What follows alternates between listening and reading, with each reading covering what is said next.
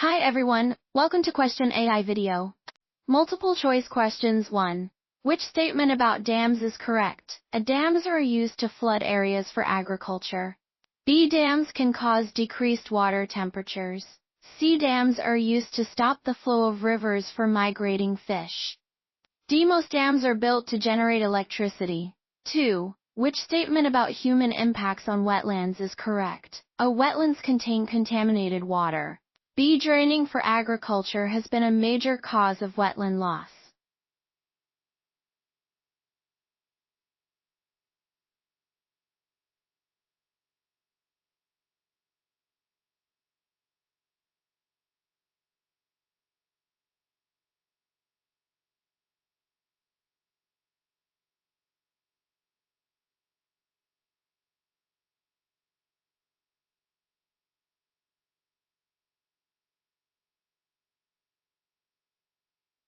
Want the full explanation? Check out the details below for the complete answer.